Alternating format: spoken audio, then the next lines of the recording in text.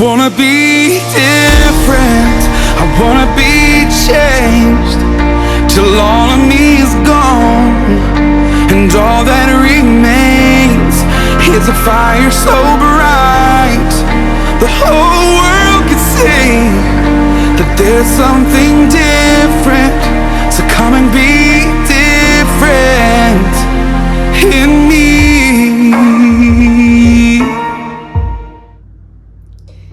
Hi everybody, it's LaTanya Nixon with Different.Changed. Welcome back to my channel.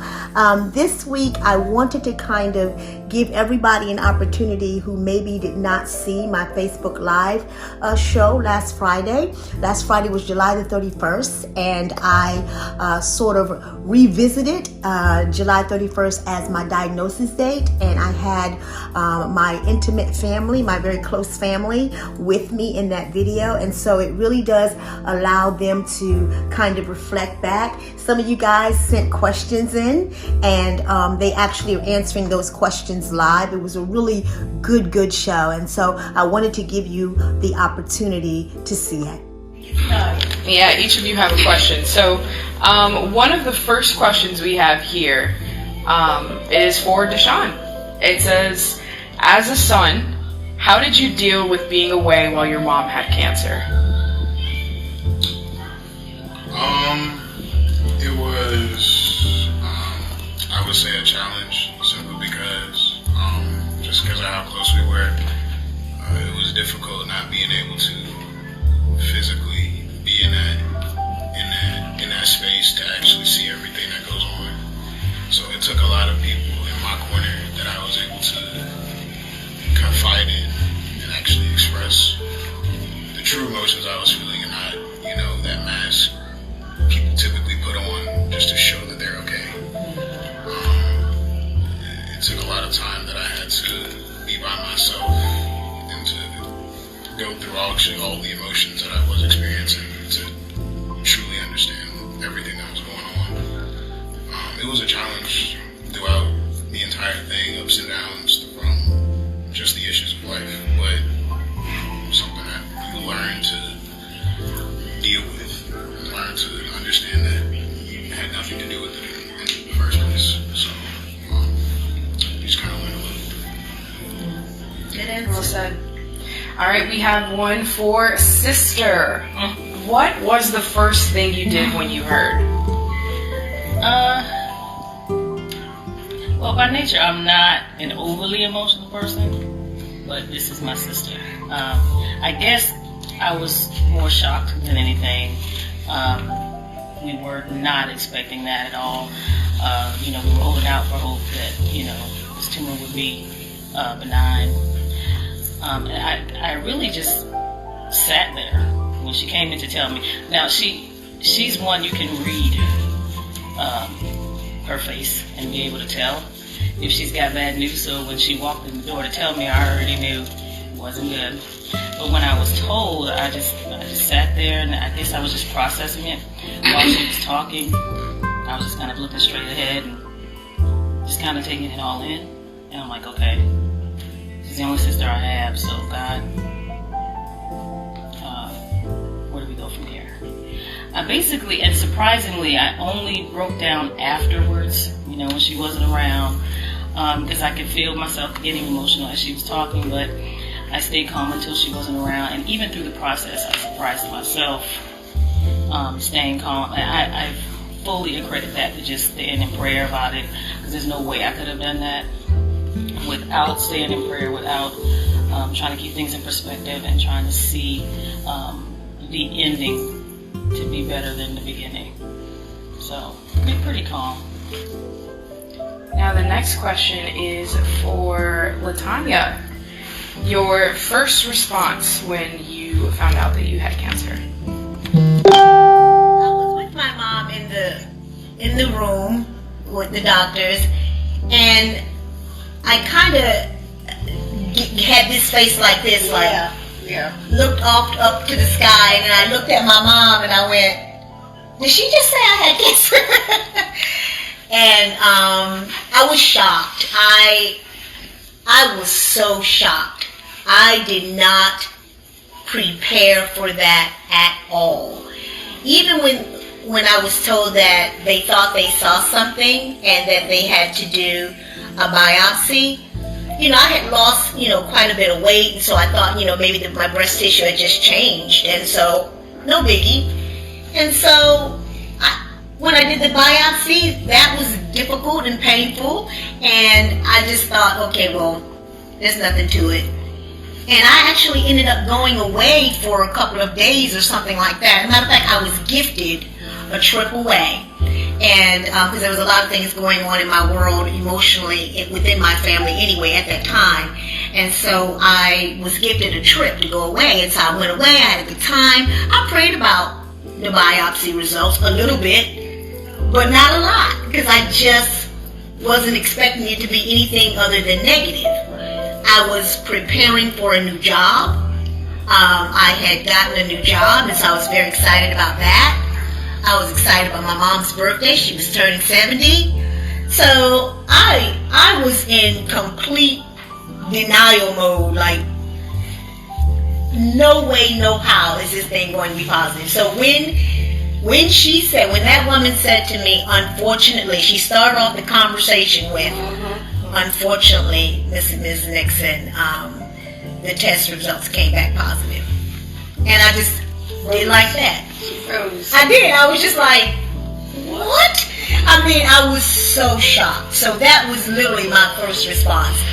Just complete shock. And after she said it, and I looked at my mom, and my mom immediately grabbed my hand. And I could feel the strength in her grasp. And I think that was the only thing that made me not fall to the floor, because I was just so shocked. And after that, the room kind of got really still for me, and the doctors were still talking, and it was like, wah, wah, wah, wah, wah. I heard nothing. I'm glad she was there, because I think the only thing that actually stood out to me was them saying to me, okay, in a few days or next week, we're going to send you off to a specialist. I was like, and I kind of came to myself. I was like, oh no, it's not going to be no few days. Set it up for tomorrow. That was the only thing that kind of made me snap out of my trance, was them telling me I had to wait for a few days to go get something done about it. Like, are you crazy? No. That was the only thing that broke me out of my trance. And after we left the building, I walked out. I found my footing to walk out of the building. And then when the door closed, I almost fell to the floor. Mom fell to the ground because we were outside, and Mom was there. But yeah, that was my first initial thing, was just utter shock. Yeah. And speaking, you mentioned your mother a lot being just a pillar, being, present at the time. One of the questions for you, Mom, is how did you stay so strong? It was faith, God. That's the only reason I was able to do that. Because I found myself in a place, whatever I felt, I knew I had to suck it up at the moment and be there for her. That it wasn't about me, that it was for her. So I did what I had to do, and to be strength for her at a time when she really needed it. And so I wasn't able to express my feelings at that time. It wasn't until later on that I expressed how I felt about it. Yeah, which totally sucked, by the way, that she felt that she couldn't express herself. But I knew she was in pain, which is why, I reached out to my family in Virginia, and I told them, I told the ones that I knew that would respond quickly to come down here and help Mom out, because even though she's a pillar of strength, that she has always been that way, But her daughter had cancer, so I knew that even if she wasn't sharing it with us, I knew that she was feeling, overwhelmed probably at times, scared for me at other times. She's a woman of faith, always has been, but still, she's a human being. And so, thankfully, we had family members that, stepped up to the plate and came down and helped out. Absolutely. Now, this next question is pretty intense, and it's actually for you, Jada. They said, daughter, what did you ever think that she would die? Well, actually, yeah. When she first told me, I started crying immediately, but my thought was, I can't lose my mother. She can't die. And then that whole day, that whole day, I was just like, is she gonna, like, because every time I've heard cancer before, it's been like, well, there's nothing else we can do. She's like, somebody has cancer, so they're gone. But I wasn't, at the moment, I wasn't trying to hear about faith or any of that. I was like, I just need to know, is she gonna be okay? And that whole day, I was just kind of thinking, crying and upset, because I was a teenager. I was going through all this stuff. I needed my mom. And so I was just like, yeah. So I did think she was, at first I was like, is that going to happen? And how am I going to deal with that? Like I didn't know what to do. And so, yeah, I definitely did think that sadly she might die or something like that. But after a while, after my family affirmed me and was like, nah, she's gonna be okay. She's gonna be okay, you know, faith and stuff. That slowly left my mind, but yeah, in the beginning, yeah, I did feel like that. So yeah. That's a powerful question. You know, I will have to say, I just got to talk about Jada. I'm telling you, Jada's a sensitive child and an emotional child for sure. But Jada in this last year has grown so much. I mean, her maturity level and her sense of responsibility. I mean, there were times, you know, cancer's tough. I'm not even going to try to sugarcoat how it was really tough some days. Specifically right after chemo treatment, my biggest side effect. I had a lot of side effects, but the biggest side effect was the bone pain. And the bone pain is something that's indescribable. I don't know that I'll ever find the words to describe it. And you know how when people say after they have their child, oh, the pain, I forgot about the pain because of the baby. I'll never forget about the bone pain. Because it was really intense for me. And some people said that the bone pain was, oh, that's pretty bad. But no, it was super intense for me. My body responded very negatively to that entire process, to the point that my joints would lock up. I couldn't walk. I could not lift my hands above my head. I could not turn my neck sometimes. It was really painful. And so Jada would pick me up off the floor, and I'm going to say this without crying. Jada would pick me up off the floor when I could not walk to the bathroom. Jada picked me up out the tub when I was stuck in the tub because I did not have the physical strength to pull my body up out of the tub. So my daughter is an amazing young lady for sure, because she's so gifted. She's an artist, and so she's so gifted, and she's so naturally beautiful and internally beautiful. But she has been an amazing source of strength and courage and tenacity, and she's blown my mind this year. She will never, she's my last child born for sure, but we will always be friends because of what she showed me this last year. And that's significant. I have a question for all of you just as a family unit. A year has passed since your mom, your daughter, your sister got this news. LaTanya, when you got this news, reflecting on the year that it has been, what would you say are some basic principles that you would want to encourage any family maybe going through something similar, or if they are preparing to endure something like this? What are some basic things that you just want them to remember as, kids, whether if it's your mother, as a sister, as a mother, LaTanya, you going through it yourself, what would you say are some basic principles? Well, Mommy said it best, Faith. You have got to, we always talk about we live by faith, and we think that we do, but this is when your faith is tested for sure. And so if it was ever fake, this is the time where it's going to show. You got to have faith. You got to get up. Because I went to work while I was going through chemo. I did not change a lot. She mom says because she was crazy. I've not changed a lot of my behavior during that time. I changed when I had to, when I was forced to, but that takes faith. That takes faith, and I think for me, I think I would have to say faith. What would you say, Deshaun, be one of the principles that you learned this year? Just going through everything, what would you say, like, you want to encourage someone who may be going through the same thing? Yeah.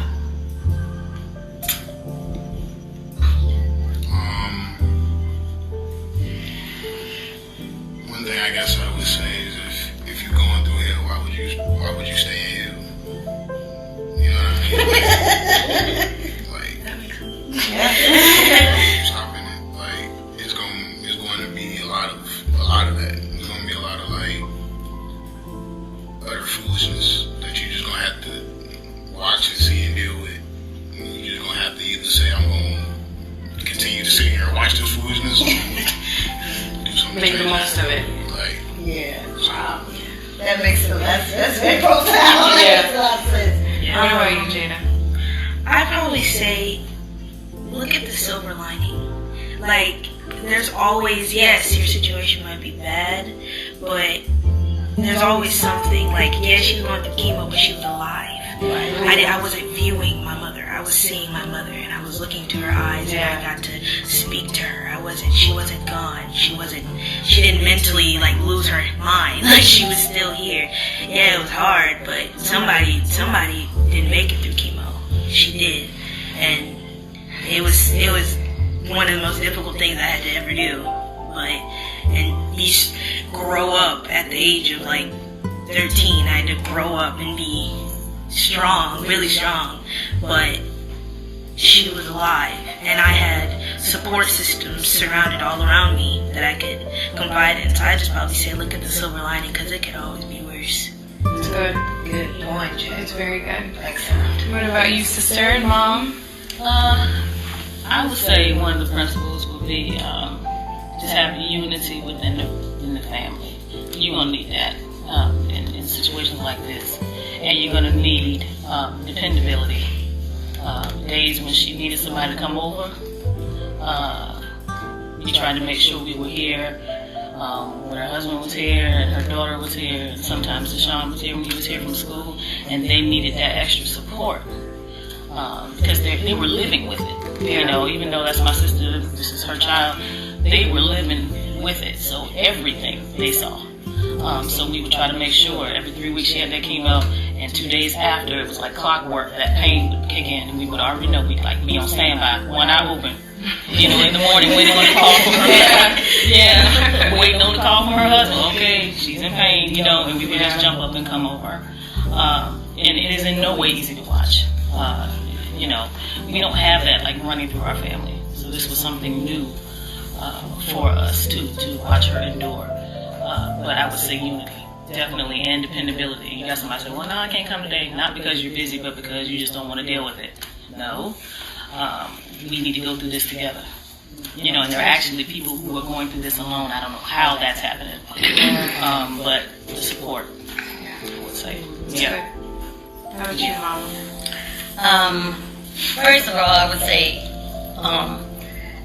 getting back to getting over the shock of that she even had it in the first place, because I remember her always saying when people would get sick with cancer or whatever, she was always saying, oh no, that's not going to be my life. She said that way, you know, years ago. She said, that's not going to be my life, so I have to change my lifestyle. That's when she started changing the way she eat and watching her diet and everything. So when she got that diagnosis, I was like, wow, so here's somebody who's working on it, and it comes anyway. So that means that, what are you doing? To me, that means that it could happen to anybody. So, but for me, what you need to do in a situation where this happened and you can't do anything about it, you just have to, just like say, basically pray and, you know, seek the face of God. And I got my strength from her handling it in my presence. But then when it got to the place that she couldn't handle it, it was like, wow, then that got a lot for me emotionally. So, but I would just say, you know, only thing you can do in a situation like that is like you said, either say, look at the perspective, look at the better picture, look at where it's going to go, and then believe always that she's not going to die. But I never really got that in my mind. I could not allow myself to think that this was it. So I didn't even allow that to be my focus. My focus was her getting through the pain and me being there to do whatever I could to make it easier for her and for Jada especially. I say Jada especially because she was so young and having to deal with that. I was already going through some other things before this happened. So my main focus was the children, and with Jada being the one that was here all the time, never got the break to be away from it.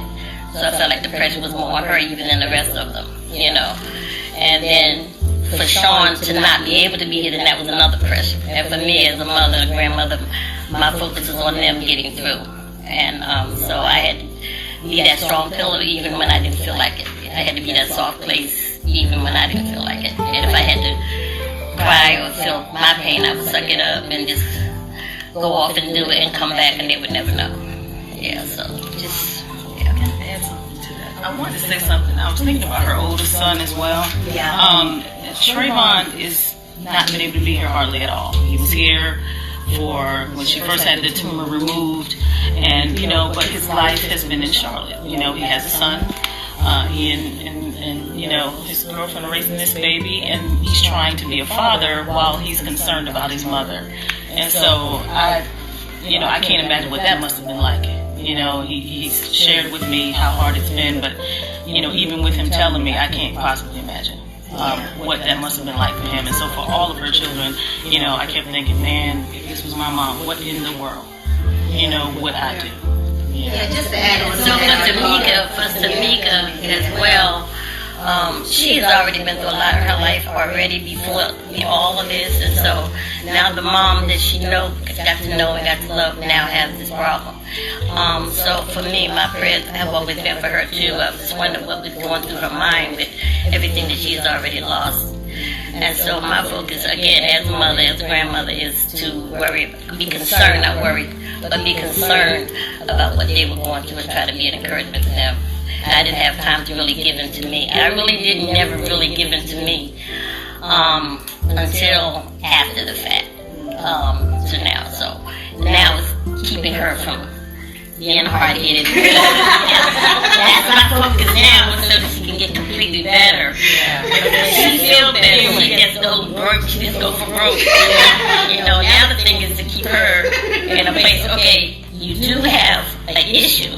Let's get rid of the issue before you go over the edge like she be doing. So.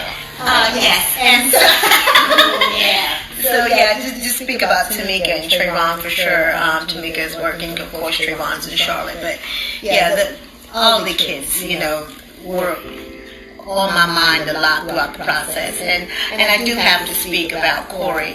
Corey is not here, but I do have to speak about Corey because he was there, in the midnight hour when it was just him and I, and he did a really good job of taking care of me during that time. So I just had to mention Corey for that reason. But overall, I think the biggest thing that I could say about this entire experience is the ebbs and flows of it. The really, really high times and the really, really low times. The high times was the laughter. When we could laugh through it, like when I got stuck in the tub.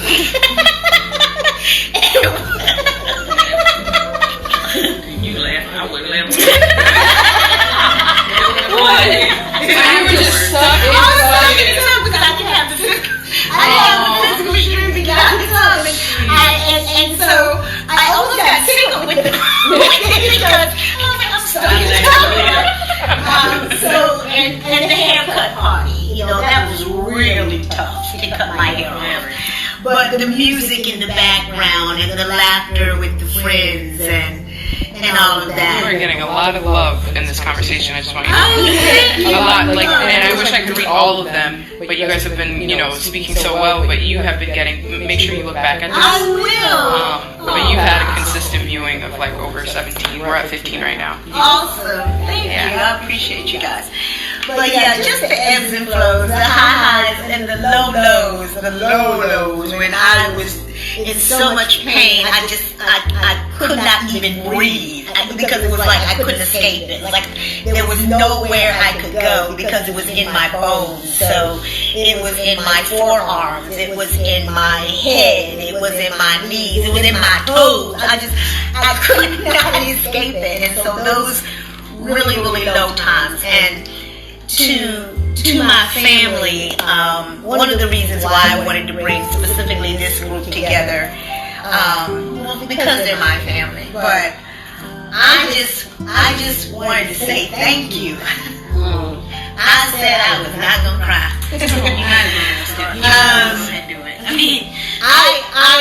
I wanted to say thank you. I wanted to say thank you because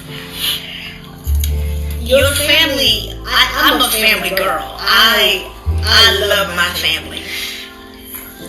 And I've always known my family loved me. But the amount of love and support that I felt the entire time, from day one, has been more than I could ever thank them for. More than I could ever say thank you.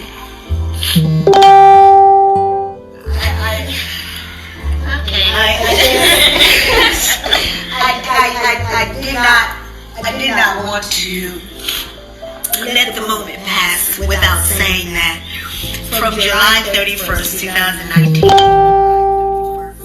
2020, this family has been my rock. I mean, just never once did any of them ever say, no, I can't, or I'm too busy, or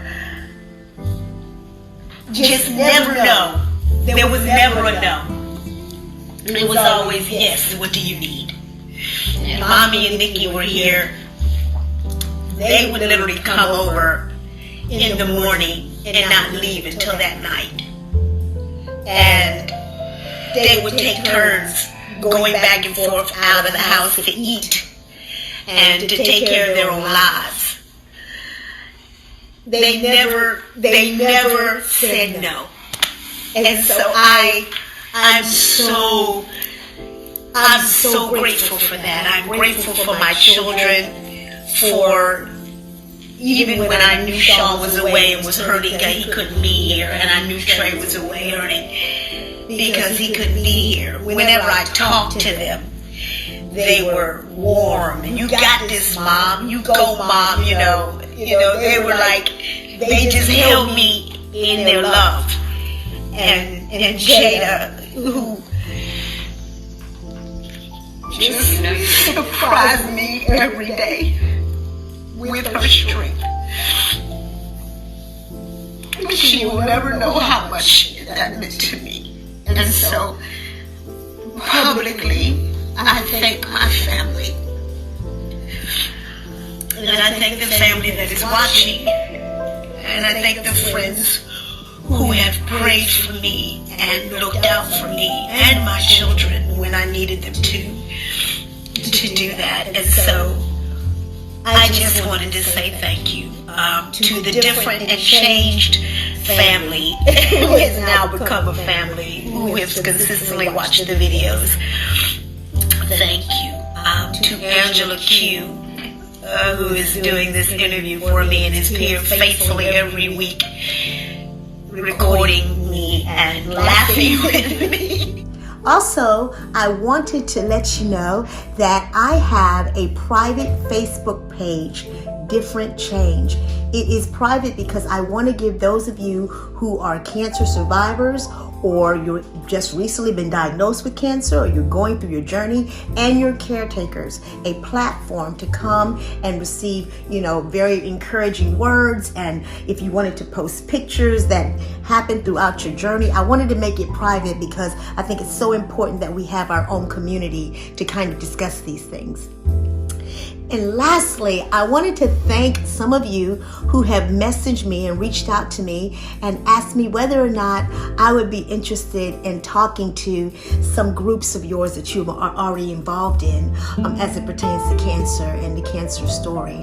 And I would be honored to do that. Of course, we are in COVID-19 at the time of this video, and so whatever I do, obviously would have to be using some kind of teleconferencing software like Zoom or Teams or something like that. And so I wanted to say to you, I would be honored for you to do that. If you're interested in me doing that, you can, and you'll see this over here to my left, you can actually message me on my Facebook private account, Different.Changed, or if you wanted to email me, you can use the email that's right to my left. And so feel free to do that. I would be delighted to talk to you about the opportunity of speaking with you directly or a group of yours that you might be interested in me talking to. That would just make my world. That would just make me so happy, because again, this entire platform is about sharing and caring and making sure that people have what they need to go through this process. So I hope you enjoyed the video. Thank you so much, and I'll see you next time. And always remember,